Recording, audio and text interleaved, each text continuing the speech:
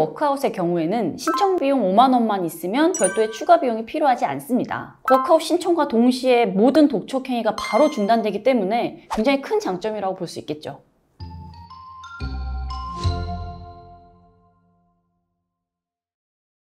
안녕하세요. 회생이 답이지의 이미지 변호사입니다.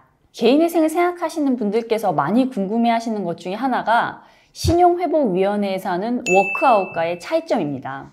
신용회복위원회의 워크아웃은 채무가 연체된 기간에 따라서 여러 가지 종류가 있는데 그 중에서 많은 분들이 개인 회생 절차와 비교하시는 것은 개인 워크아웃 절차입니다. 그런데 이제 저희 사무실에 오셔서 개인 회생하고 개인 워크아웃 중에 뭐가 더 좋아요? 이렇게 물어보시는 경우들이 있는데 결론적으로 말씀드리면 어느 것이 더 좋다라고 말할 수는 없습니다.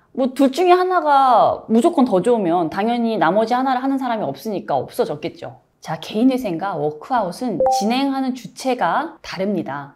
개인회생은 국가가 법원을 통해서 채무가 지나치게 많은 국민의 생존, 최저 생계를 보장해주기 위해서 만들어낸 제도라면 워크아웃은 대표적인 채권자들인 금융기관들이 모여서 만든 일종의 협의체로서 국가가 강제적으로 채무를 자꾸 탕감해버리는 개인회생 제도를 운영을 하니까 그에 대한 일종의 대비책으로 탄생한 측면이 있습니다.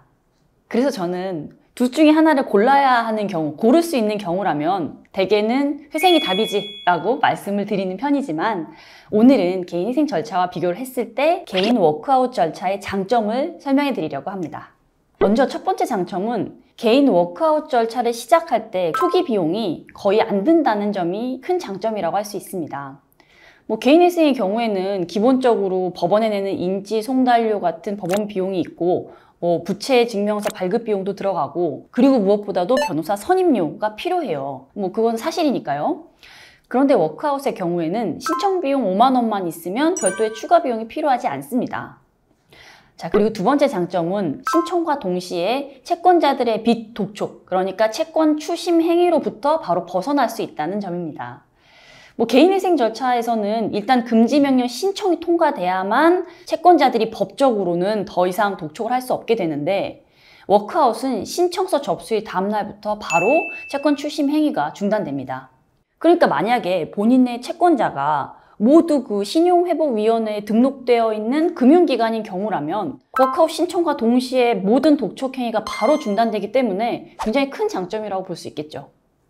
세 번째 장점으로는 배우자의 재산을 무조건 내 재산으로 보아서 반영하지 않는다는 점입니다.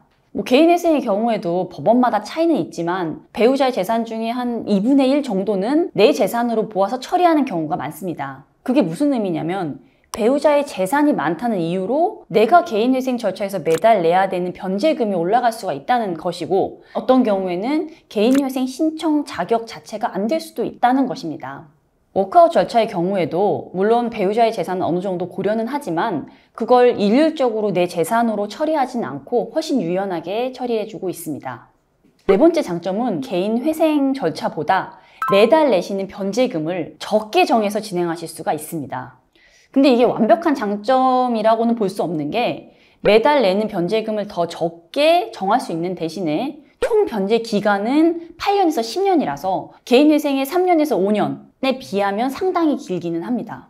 그래도 매달 필요한 생활비나 생계비가 많으신 분들의 경우라면 개인회생 절차에서 인정하는 최저 생계비만으로는 생활이 너무 어려워질 수가 있기 때문에 워크아웃을 통해서 진행하는 것이 매달 느끼는 부담 측면에서는 더 좋으실 수도 있습니다.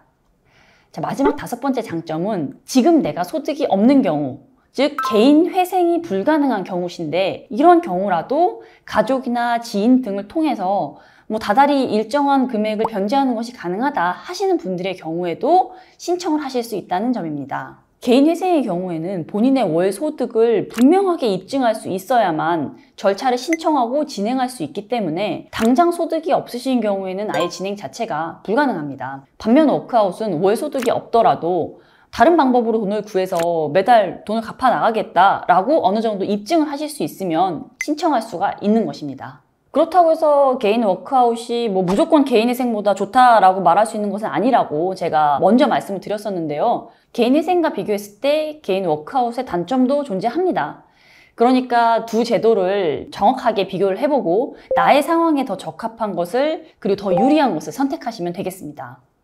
이렇게 개인회생과 비교했을 때 개인 워크아웃 절차의 장점에 대해서 설명을 드렸는데요. 개인회생이나 워크아웃을 고민하고 계신 분들께 도움이 되었으면 좋겠습니다. 감사합니다.